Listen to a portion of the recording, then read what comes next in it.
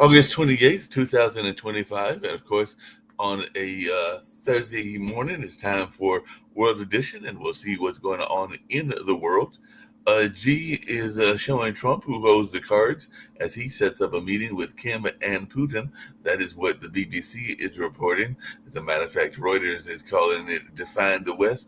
China's G is gathering an axis of a people at a military parade. So that's definitely who's on the guest list for China's huge military parade and all along those lines. So it looks like some of the leaders, definitely of the kind of communist and socialist movements and everything like that, are all gathering together, and we'll see how this goes and how Trump reacts to it and all along those lines. A Reuters journalist has resigned over the outlet's response to Israel's killing of journalists, and UN says Gaza famine is expanding.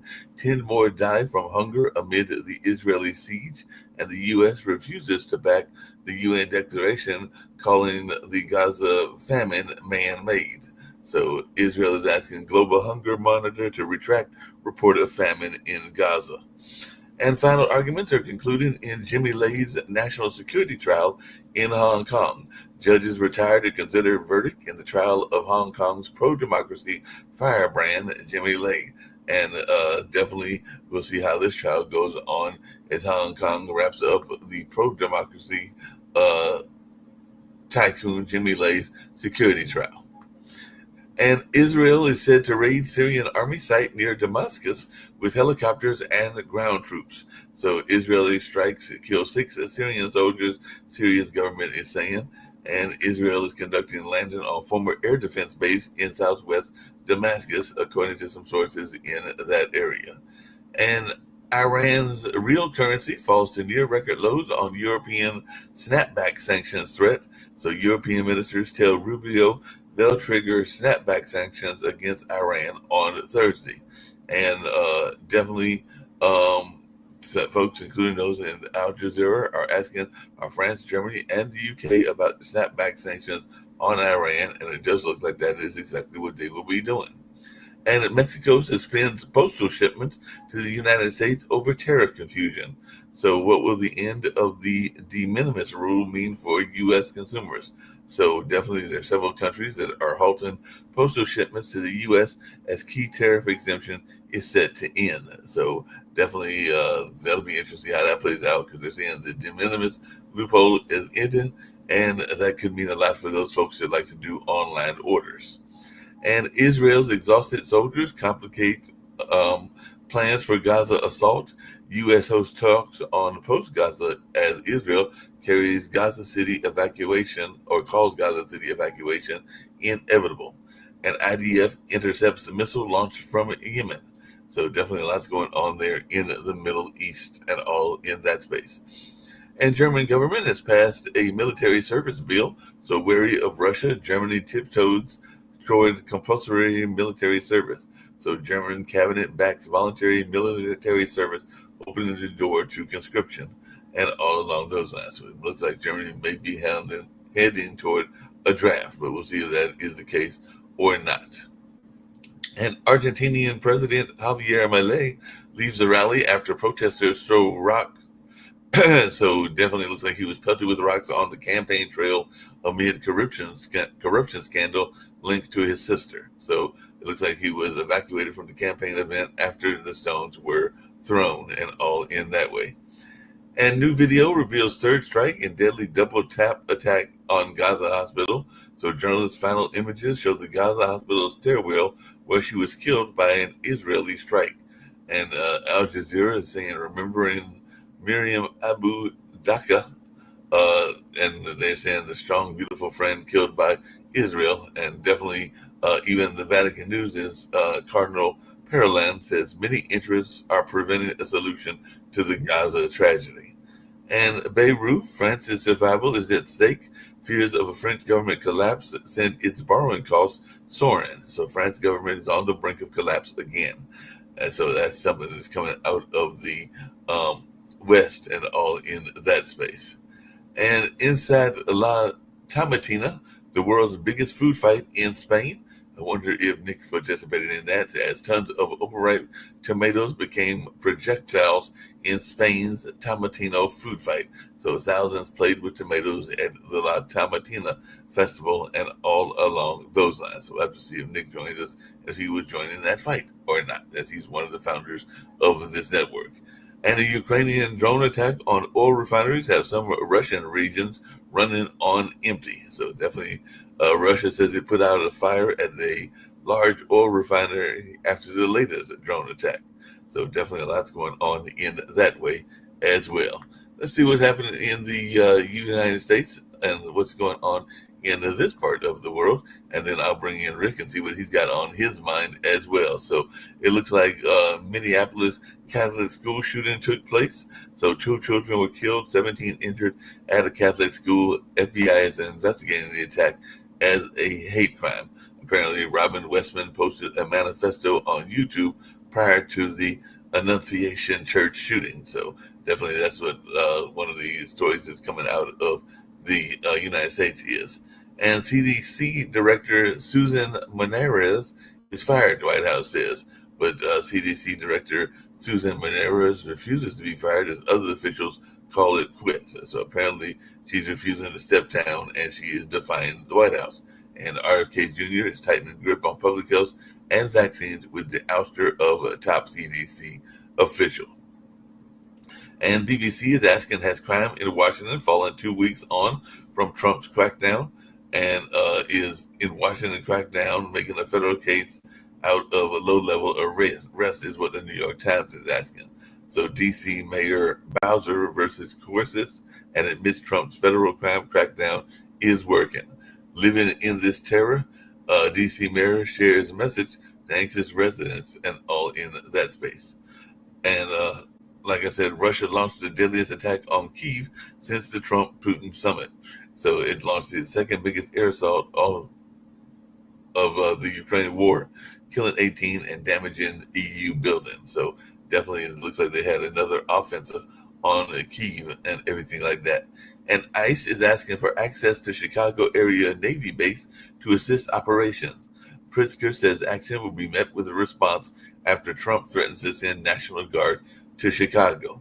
Our president is listening. A handful of black MAGA activists in Chicago catch Trump's eye, is what is being said by the Chicago Tribune.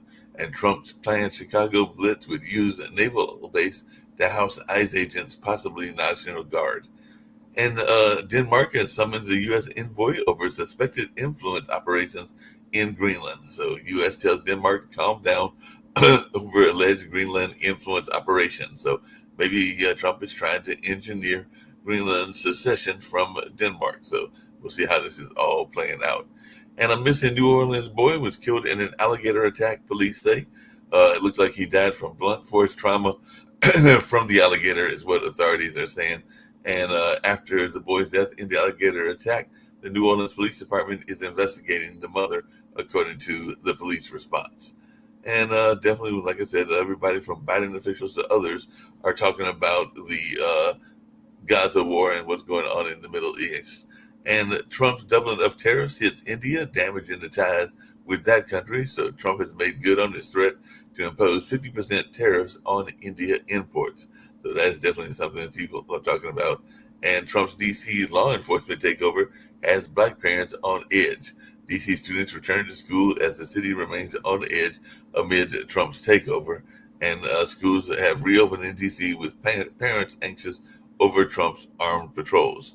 Leave our kids alone. D.C. school year starts amid armed National Guard patrols.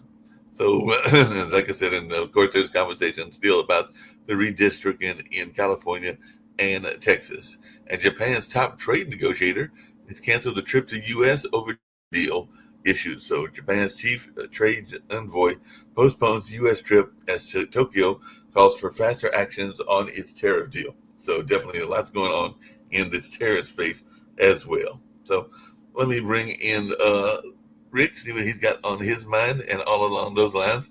By the way, the Alligator Alcatraz Detention Center may be empty within days. So Alligator Alcatraz being emptied of immigrant detainees is what Florida is saying. So that one looks like it may be closing. Trump is tightening his grip on D.C. by seizing its rail hub and stripping Amtrak of control.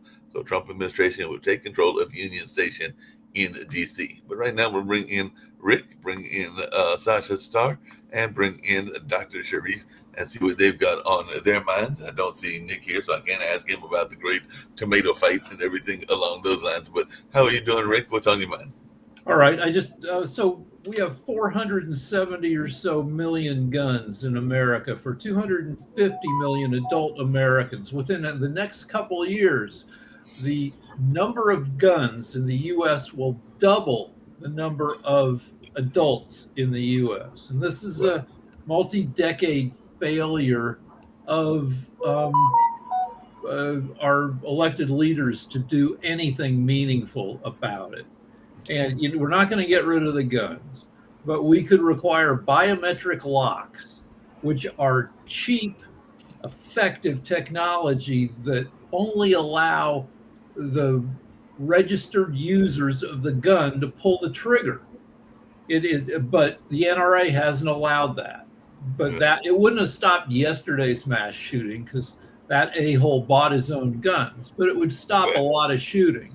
It's just a little box that goes on the trigger. You need a fingerprint, your own, to pop off the box. And so that's what I'm thinking about. That's a possibility and everything like that. By the way, the grand jury declined to indict the alleged Washington, D.C. sandwich thrower. So I guess that means that through the sandwich, the federal agent doesn't have to worry about being... Well, they charged him with a felony for throwing a sandwich. And I would assume the grand jury thought this was overly punitive. Right. That's Jeanine Pirro, TV's Judge Jeanine, who tried to get the indictment, and she failed 3 times, I believe. Hey, this is something that Sharif may be interested in. I'd love to hear his thoughts about it. But apparently, the Trump administration is planning to limit how long foreign students can study in the U.S. So the Trump administration is planning to impose a 4-year limit for foreign students studying in the U.S. So students from Bangladesh could come here, but they would have a 4-year limit to be able to stay here, which is about how long an undergraduate degree takes. And I don't know how that would work if they're going to like graduate school, like law school, or if they're going to go to some of the other types of... to go to med school and then be a resident takes what, 6 years at least? For some specialties, probably 7 years. Yeah, I think at least 6 or 7, 8, and even law school might take up to 7 or 8 years. So that might rule those out. It says F1 visa students in the U.S. can't change courses, universities in first year after new visa rules. So it seems like maybe they can only come to undergraduate or maybe only come to graduate school. But I don't know. Sharif, what is your thoughts around that? Because that would impact some of your students. Actually, what I see, even just a few minutes ago, I discussed with one of my students who was in USA. He came back Bangladesh. So country like Indian students, Bangladeshi students, Pakistani or Chinese students, they will figure out new destination, let's say Australia, right? Maybe they will figure out Germany or they will figure out UK. Honestly speaking, how I see the diplomatic relationship with USA, with South Asia, with India, I see USA actually losing the positive momentum. I want to share few news. Maybe that will be helpful for today's discussions. Yes. Number one, if you see the Indian Prime Minister Narendra Modi embark on the strategic Asian tour. This is first time he is making relationship with the China. And Prime Minister Narendra Modi has begun a diplomatic tour to China, then Japan, and then Russia, aiming to strengthen the tie, the economical pressure streaming from steep US tariff of up to 50% on Indian export. In China, his engagement includes Shanghai Cooperation Organization Summit and discussions with the Xi Jinping and Vladimir Putin. In Japan, focus will be on critical minerals, high-value manufacturing investment, regional security under the Quad initiative. Japan is expected to invest around 10 trillion yen in India over the next decade. So I believe this is some strategical change is Nick, your happening in voice, yeah. Asia Pacific. Beside that, I want to share some other information from this Asia Pacific regions in Hong Kong. The high-profile national security trials of media tycoon Jimmy Lai has reached its final argument. So that is another issue. And Malaysia hosting another summit. It's called RCEP Summit. So Malaysia, currently the chair of ASEAN, plans to organize a summit for the regional comprehensive economic partnership in this October 2025. This summit aims to review progress, accelerate implementation, strengthen Asian leadership. So you can see the Asia Pacific countries, they also developing a strong alignment in between them. Definitely, USA has right to make all of the tariffs and all of the discussions in between them. But beside that, Asia Pacific also accelerate their nuclear power. They want to avoid this like this coal power plant and all of the things. That's why this Vietnam, Malaysia, with the help of Russia, they're developing this strategic alignment. So this is the strategic things in Asia Pacific with India, with Vladimir Putin in Russia. Also, Trump is a very good friend of Russia. But this China-India alignment, uh, including Russia, it will be big challenge for USA. So when you discuss about the international students, I know that USA has many private universities, and this private university heavily dependent on India and Chinese students. And I'm sure this business actually moving to China, because China is developing a lot of universities. They're providing a lot of scholarship investments in China. They also move in Japan. Japan is a very good destination for higher education. Also, Australia. Australia is a very good place for immigrations and all of the things. I do not know what Trump will do, but definitely this alignment will give more strategic benefit for South Asia and Asia Pacific countries. Thank you. Well, Nick. that said a lot, didn't it, Sharif? Okay. What's your thought? Is he frozen? Well, what you're trying to say is the United States should recruit the best and the brightest throughout the world. We always have. We always have for 100 years. And then what? And now we're giving it up. The U.S. is only the U.S. is only 4% of the world's population. There are a bunch of best and brightest out of the remaining 96, and we used to be a beacon of where to go to get educated, where to build a business, and we were just throwing it all away. The measure of how crappy a president is how many years after the guy leaves office it takes to fix all the crap he put in place. And with Trump was so crappy the first time he was president that it made Biden's presidency look so crappy that Trump got elected again. So it's just one thing when you discuss about meritocracy. As a scholar, I get chance to involve with all of the Ivy League universities in my last 15 years of journey. I can share, if you see the South Asian student, example, the Indian origin students, they are very good at mathematics. I'm very honest with you, compared to the British student, compared to the North American students. Indian students are very good at STEM educations. So if you see the major development in Silicon Valley and USA, it's through this, all of the brilliant people from around the world, all of the meritorious students, all of the talented people from around the world. And when they come back to India, let's say India trying to build up their own Silicon Valley, definitely with these brilliant students. So USA last 100 years, they play a major role for bringing all of the talented people in their ecosystem. And with these systems, USA, I want to say, they are actually destroying the talent ecosystem for their countries. This will be big threat for their corporations. And on the other hand, the Asia Pacific corporations like South Asian corporations, Indian corporations, Bangladesh corporations, like this Chinese corporation, they will be heavily benefited through these talented people.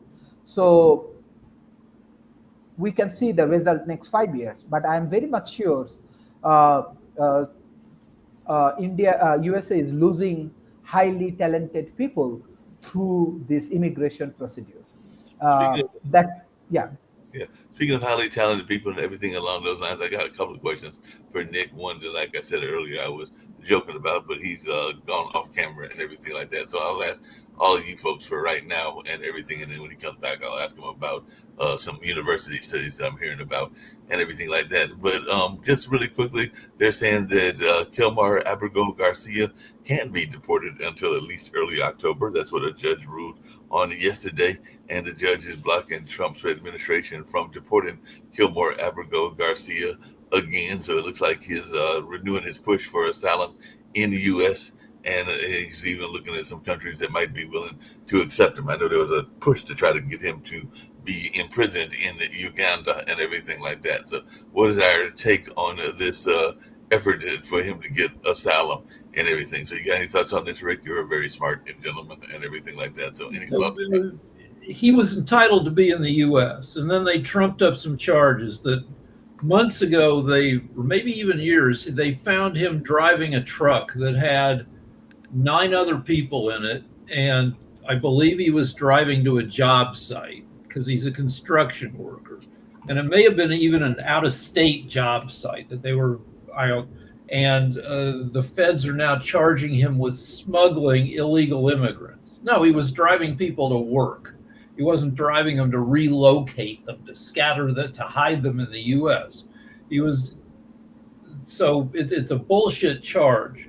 And it's really an incompetent administration trying to continue to defend its mistake where they deported him in the first place. Well, but we should talk about Russia blew up a bunch of Kiev yesterday. Yes. So we should talk about that. Yeah, I was going to get to that as well because I do see that is an area where we actually have a correspondent. And I hope that Ivan is doing well. Don't know how close he was to the attack and all along those lines, but I do know that on Sasha's show, which we'll have on tomorrow, that he does usually come from that area. So I don't know whether you've heard from him since those attacks, but I know he was on the show on Tuesday and everything like that. So how is Ivan doing, and also your thoughts around those attacks and everything, Sasha? Well, what's happened there, you can compare only to what's happened in Israel when Iran has attacked territory of Israel with missiles and drones, and there were very strong and deadly attacks. So besides the Israeli shoot down a lot of missiles and drones, Israeli population was disciplined enough to go for cover in the shelters, and therefore the losses of Israelis were really minimal. There's something else I'd like to mention is that when October 7th happened in Israel, a lot of Israelis who were overseas, outside of Israel, they immediately rushed to first available planes to come back to Israel to its defense.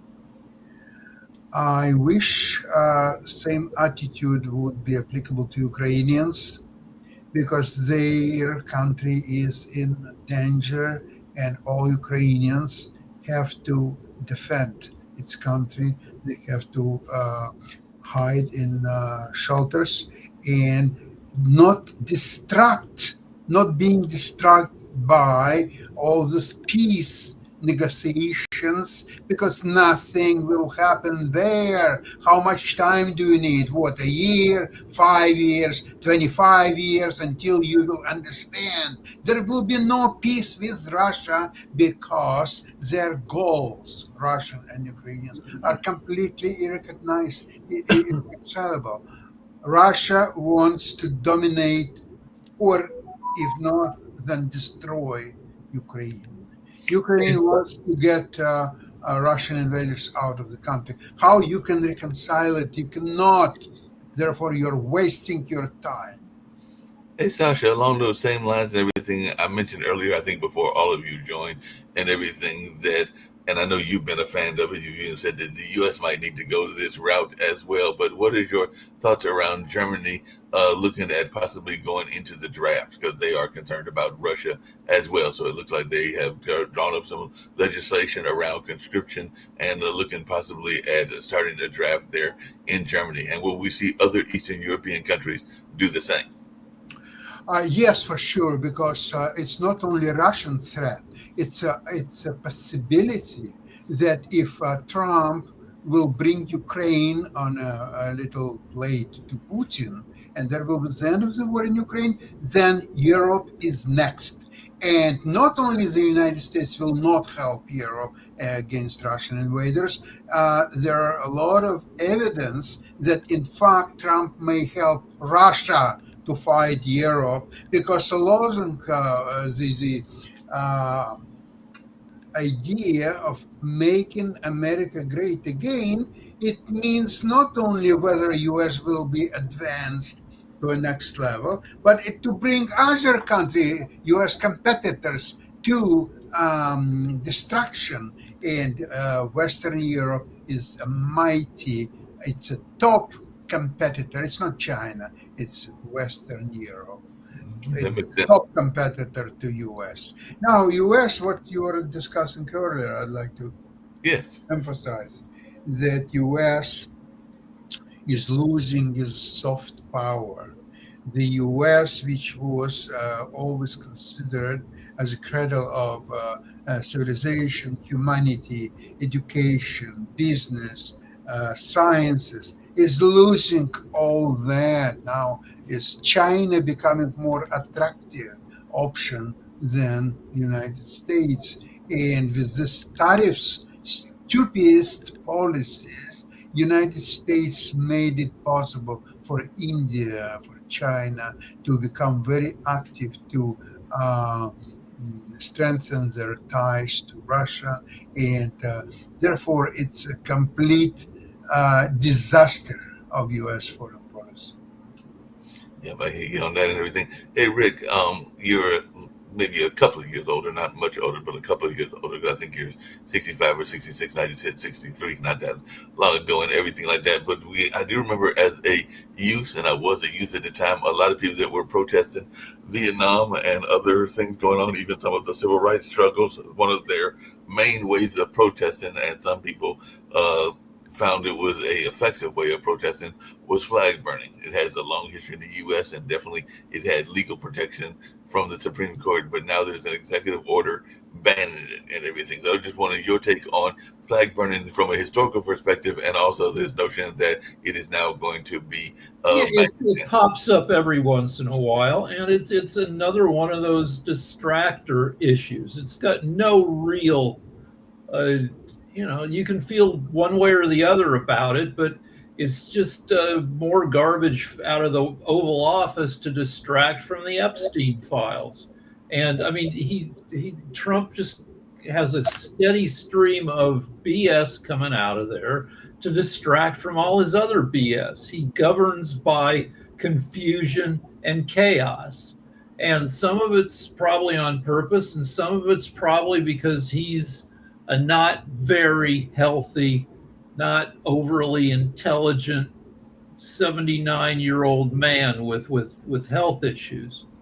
Yeah, speaking of that and everything, and this is for everybody, including you, Sasha, because you follow the economy a lot more than a lot of us here on the panel do. Even though I think Sharif does as well. But what is your take on apparently Macron wants the EU to target U.S. big tech after new Trump tariff threat? So apparently, European Union is telling Trump to step off in the spat over social media rules and everything like that because they want to have their own control over their way that they regulate social media. And it looks like they're going after a lot of the U.S. big tech and everything. I would imagine that's Google, Facebook, and a number of others as well. So Trump's threatening tariffs on countries that discriminate against U.S. technology. And now it looks like the EU is saying, well, if you're coming after us, we'll come after you. So what is your take on this tech war? You know the old story when there was a trial of a man who robbed the bank, and the judge asked him, "Why did you rob the bank?" So the man replied, "Because that's where the money is, Your Honor."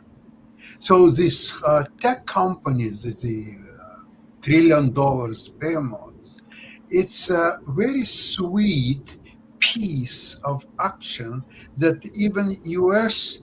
on its own was for the last several years. They were after the Facebook and Meta, which is the Google, the Microsoft, the Nvidia, whoever, to snatch the money. So you open some kind of auction, a lawsuit or a congressional hearing or something. So there's a company of that size. Okay, here's a $500 million. Just leave us alone. Okay, here for you, $300 million. Leave us alone, or so on. So they understand, and European governments are no different. They understand what a juicy piece of action there is. As long as they start something, they will definitely get money out of it. So this is nothing but money game. That's all. It makes sense and everything. Hey, Rick, just really quickly, you mentioned the Epstein files, and one way that you can distract from something is to go after people that are doing something similar. And I just saw that the Department of Justice is just recently, I think they did it on yesterday, gone after a couple of religious leaders who have been accused of forced labor, human trafficking, and money laundering after the FBI raided their facility on I-45 near East Air Tech in Houston, Texas, and everything like that. So apparently the church apostle enslaved workers in Florida and in Texas. And one of the people was saying this felt like a cult. A friend of a former follower shared the experience at the church at the center of a multi-state FBI raid. So so just because we have an incompetent government doesn't mean that everything they do is wrong. And in this case, the FBI did something right. Yeah, but isn't that partially maybe also a distraction, though? Because if you're I don't know. I mean, not everything is part of a conspiracy or a distraction. That sounds like it's the FBI doing its job. Okay. Well, I was thinking maybe it was a distraction away from the Epstein. I mean, everything sounds like we can't believe in every single conspiracy. Most conspiracies turn out to not be true. With Trump, if it's Trump doing something stupid for some mix of weird reasons, it's easier to believe something's true. But there's a lot of sometimes an FBI raid is just an FBI raid. That's true.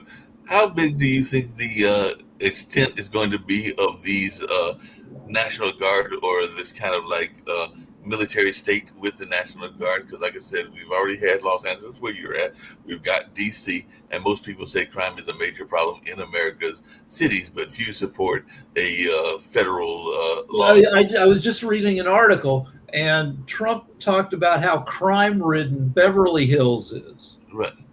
It's just a hellhole, right? I mean, if you ask most people in America, if you could switch your house with a house in Beverly Hills, most people would say, I would like to live in Beverly Hills. Trump is saying that people leave their garage doors open and let people take whatever, robbers, whatever they want, because if they close the garage door, they would just beat the door down. And the mayor of Beverly Hills is like, well, no, that sounds like bullshit. I looked at the article I read said that, the crimes are on the rise in Beverly Hills, but one reason is that's where all the nice stuff is. And people are still mostly safe. And, if you live in Beverly Hills, I'm sure you can afford to have private security.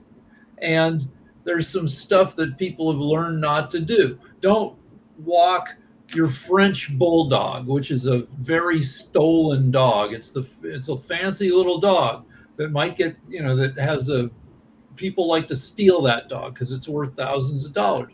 Don't, pay attention when you're out with your French bulldog. Don't wear a $500,000 watch on your wrist and while you're eating at an outdoor restaurant. There is some crime, but do you think sending the National Guard onto Rodeo Drive is going to be helpful or effective? The DC National Guard has been filmed raking leaves and picking up litter in Washington, D.C. parks. I don't know what he's going to. He may keep trying to do this. He's fighting with Chicago about sending troops there. Well, and now there's a new fight in Florida. We all know that DeSantis is a conservative as well, and apparently Florida cities, ranging probably from Miami to Fort Lauderdale and a number of others, even probably Jacksonville, are racing to save rainbow crosswalks as state removal deadline. Okay, all these culture war a-hole politicians, while they're busy painting over rainbow crosswalks. Right. And the rainbow crosswalk that DeSantis is painting over that crosswalk is not designed to say, yay, gay people. That was a memorial to 50 people who were shot to death at the Pulse nightclub. He was painting over a memorial for the dead.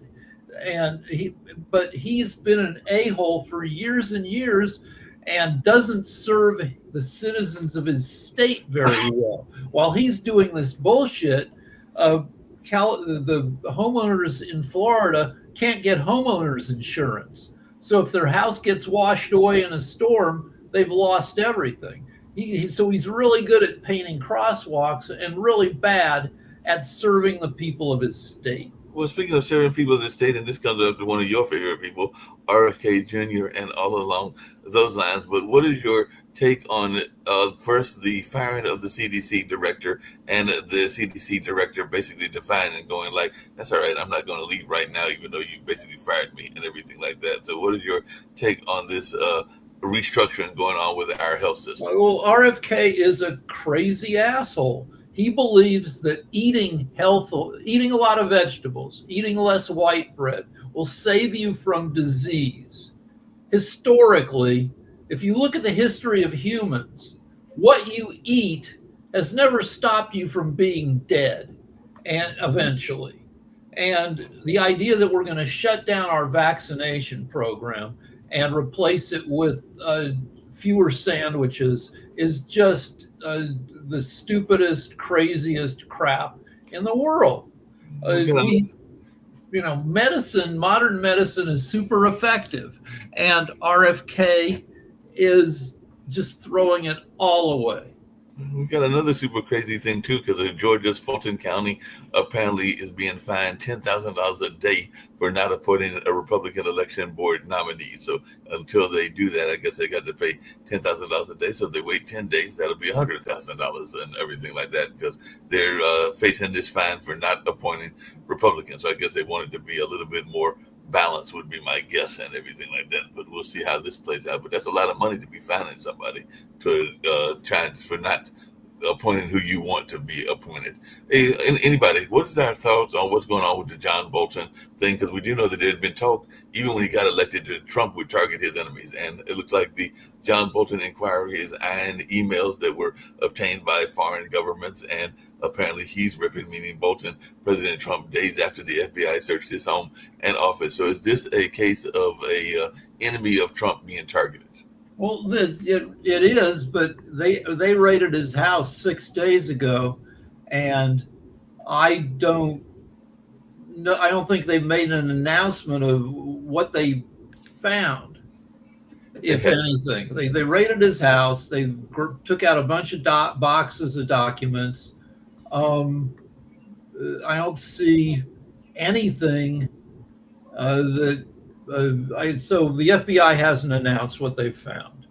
They haven't. That's what they found at all, and everything like that. And that's what I was going to ask Nick. He isn't here. I'll ask you, and if Sasha wants to join in, or Sharif. But tomorrow, I'm actually supposed to be on a call with a new acquaintance and everything. They're over at Brown University. We know that Brown is one of those Ivy League colleges and everything like that.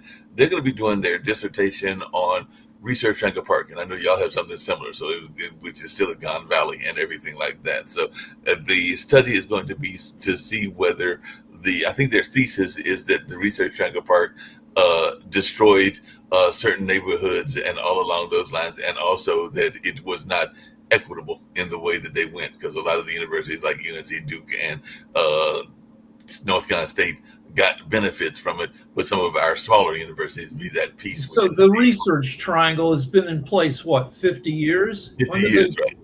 Okay, so they're fighting an ancient battle. I mean, yeah, they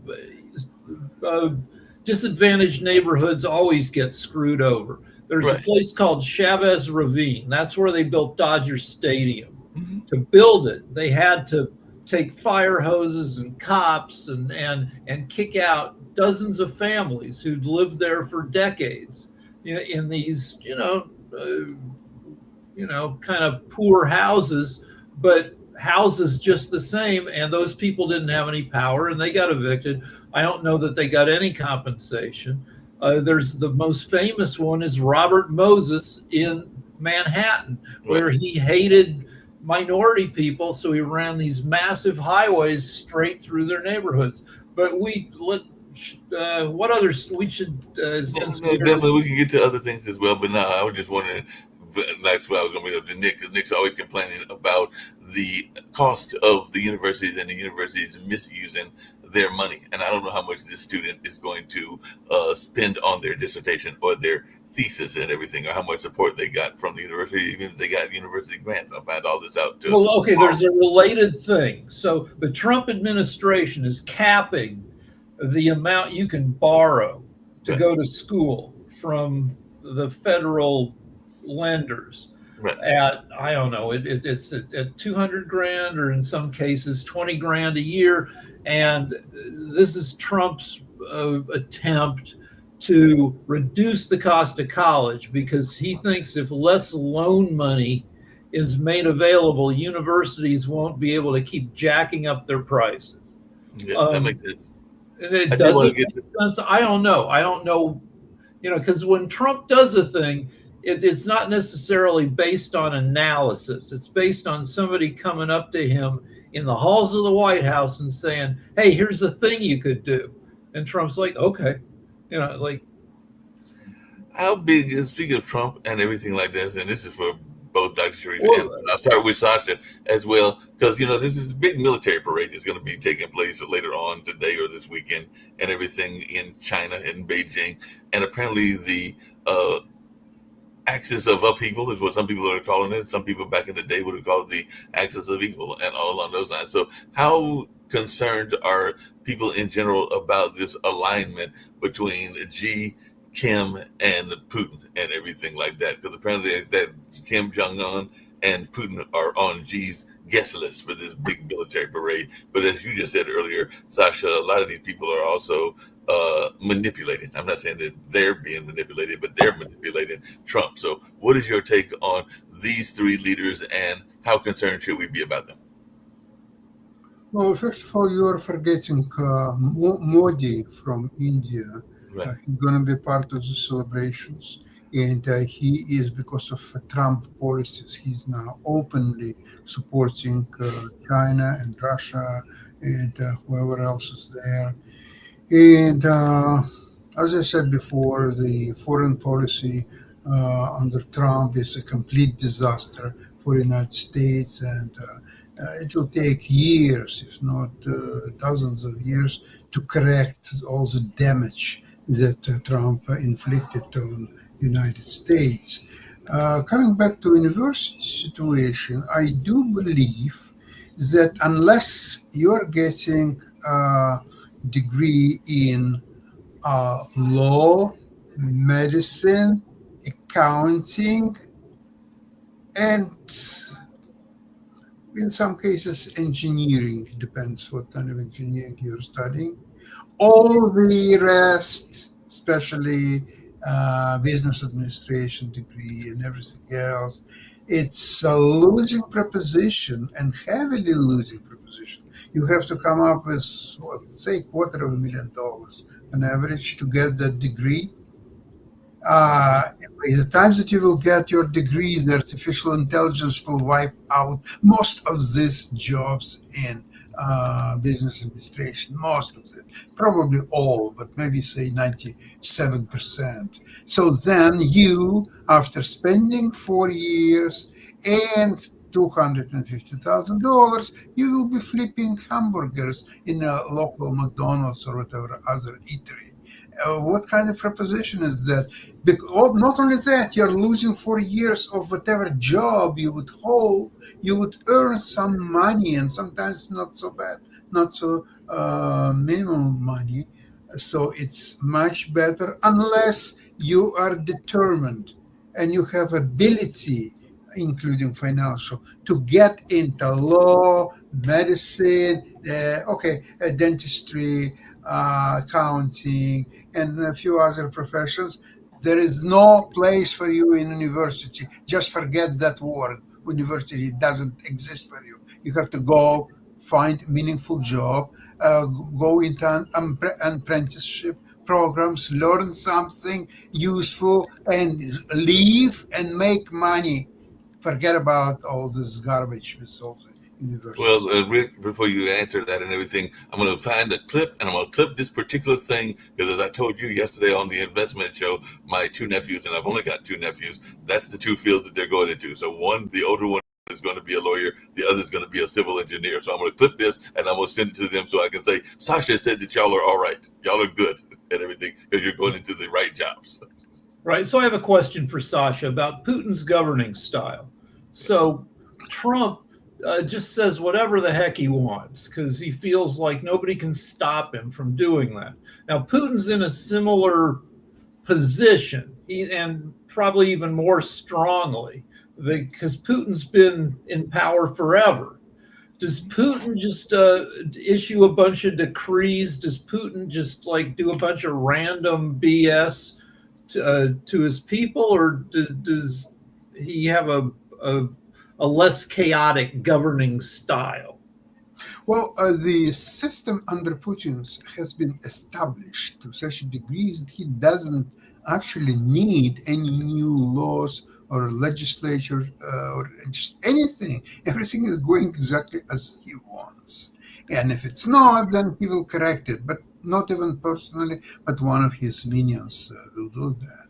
So, and because there's no public opinion in Russia, there's nothing that could easily or even not so easily to effect of what Putin is doing or about to do. There is no responsibilities either on Putin's and his people's side. In US, it's slightly different. Is even now effectively Donald Trump is a tsar. His power is absolutely unlimited. Indeed, he can do anything, what he wants, when he wants, and the U.S. Supreme Court already provided complete immunity to him as long as he is doing it as a president of the United States, complete immunity. So I don't know why he still keeps Congress and House and Senate and so on, why he wouldn't fire all of them. Just go out, get yourself a job, and F yourself. So is the Ukraine war causing shortages and just wrecking the quality of life of average Russians across the country? Yeah, big time, big time. Russian economy is on the verge of collapse. And but you see, it doesn't mean that even if it will collapse, that Russia right away will lose this war and capitulate or so on. It's not the case, because if you know history of Second World War, by summer of 1942, a year after being invaded by Germany, Russia lost 60% of its economy. So remaining 40%, they were able to resist Germany and slowly prepare counterattack in Stalingrad, which started, if I remember correctly, on 19th of November, 1942. Okay, so and at that time, a lot of people telling me, well, it was a Lend-Lease and great help of America. Trust me, by summer of 1942, there was no Lend-Lease, or it was just about to start. So Russia had to really reinforce its own powers, its own manpower and military power, and inflict absolutely incredible victory over Nazis in Stalingrad. And then that was actually the key point of the Second World War. And then they advanced to Kursk battle and so on. Now the rest is history. Now, interestingly enough, that Russia is running out of manpower. It's interestingly that they're now recruiting South African women to come to work in Russia military installations. And how they do it, they promise them very good jobs, mostly, let's see, in hospitality industry, and that they will have studies in university free of charge, and many other things. As soon as they're arriving to Russia, their passports are immediately taken away from them, and they are being forced to work on military production facilities. That's what's happening now. And in fact, some countries are not too happy about it. But look, if Russia wants to hire South African women, and South African women want to be hired by Russians, how you can stop it? Right. Yeah, how can you stop things along those lines? But that's what they want, and all in that space. So that would be difficult to stop and everything. Just really quickly, because Rick mentioned it, and I did mention it at the beginning, but roughly how much is the gas going up in Russia? Because I did see that the gas was going up, but I don't know how much it's going up and everything like that. So how much is the gas going up there in Russia? Well, think. Ukrainians have destroyed 17% of their refineries capacity. So obviously there is a shortage of gas. There are a lot of gas stations which are not even selling gas. They are distributed through so-called talons. So people have to show them a talon, which is a special ticket, probably issued by a government, that the owner of this document would be allowed to get, say, 10 liters of gas. Okay, so you cannot buy gas normally. You have to beg or pay exorbitant prices like bribes to get some gas, or you have to give some bribes to government officials, so you will be issued the document which would allow you to get some gas. It's a pathetic, and some people believe that Russia is much bigger than Ukraine. Russia is much stronger than Ukraine. Russia will win. You know what? In the last 2.5 years, Russia acquired 1% of Ukrainian territory. So it will take 250 years for Russia to get Ukraine. It's not gonna happen. Russian army is not motivated. People are trying to run away, and even there was a well-known tape I've heard a couple of days ago when Russian mother, who lost already 2 sons in Ukraine, her last remaining son, she's because they're getting signing bonus of, I think, 2 million rubles. So she's telling him, go and get your bonus. You have to help your family. He says, I'm scared because, see what's happened to my brothers. I could be killed. She says, it doesn't matter. You must help your family. Well, you'll be alive or you'll be dead. In either case, you will help your family. Go. That's what's happening in Russia. Yep. Hey, Jacoby, I see you joined us really quickly and everything along those lines. So what's going on in the technology world? We've only got a few more minutes. And anything that's news related that you wanted to discuss for the last 5 minutes? We've been having a rich discussion. Sharif was here earlier, as was Nick briefly and everything. So what's on your mind? I know you're the technology wizard. I got nothing on my mind. I mean, I was just here to listen. Well, I did the math. A $2 million bonus for joining the Army to go get sent off to get blown up. That's about $25,000. Absolutely correct. So, I mean, that's for Russia, that's decent money, and not to die, but if you can somehow, get the bonus and not be killed, that's, I can see why people. So what happens, like hundreds of thousands of Russian men and have escaped Russia, like to Finland and Germany. How do those people live? Like, what if you?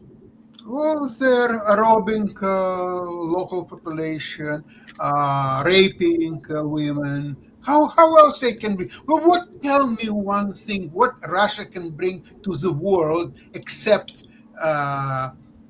weapons, murderers, prostitutes, alcohol, and banditism and corruption. What else, Russia? Why anybody in the world needs Russia? Just explain it to me.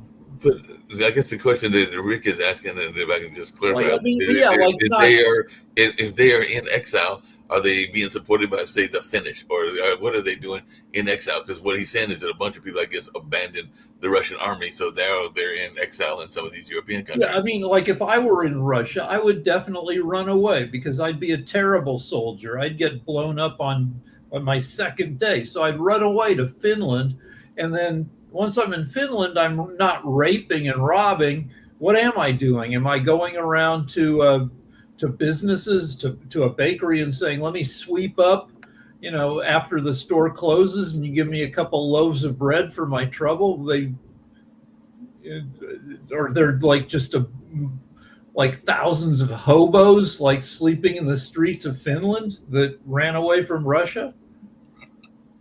I'm surprised that nobody explains that to Trump, and they don't in Trump's administration, including Trump. They don't understand that Putin cannot afford any peace under any circumstances because 700,000 plus well-armed people, bloodthirsty because they were killing in Ukraine, so they have blood in their mentality. So it's not too complicated for a person who's coming back from war to kill another person. It's for me, it would be a horrible situation. How can I kill somebody? It's against the law. It's against the God. It's against everything.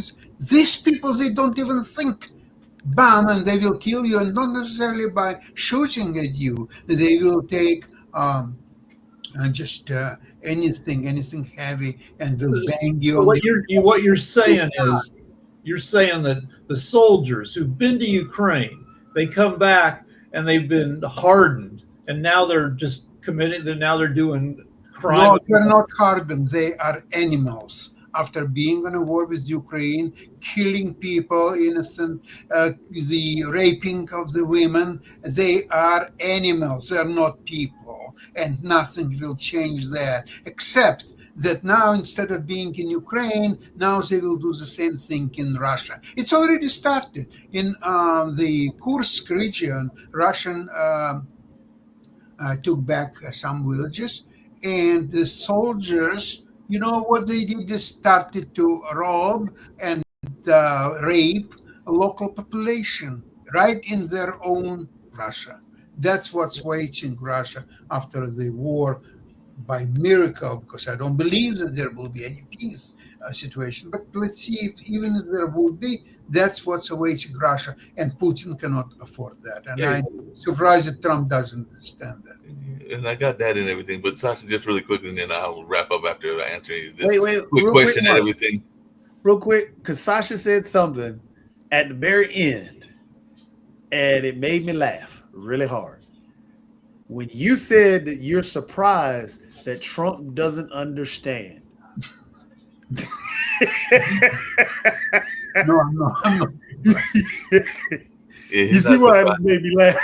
Yeah, that makes him laugh and everything. But just really quick, and then I'll wrap up and we can talk about this on tomorrow and everything. But I guess what Rick was asking is, like, when Vietnam ended, there were a lot of people that came back to the United States, and there were institutions, at least that were supposed to be helping, whether that was the VA or whether that was mental health institutions or whether that was a number of other things. So I guess what I'm asking is, are there not those kind of agencies in place in, say, Finland or Denmark or some of the places that these Russian exiles would be going to that might be trying to improve their situation or their mindset? Because that's what happened in Vietnam, or at least that's what's supposed to happen and everything. So are there not? I'm not sure that there is a legal way for Russians to enter the European Union countries like Finland or Denmark or just anything else.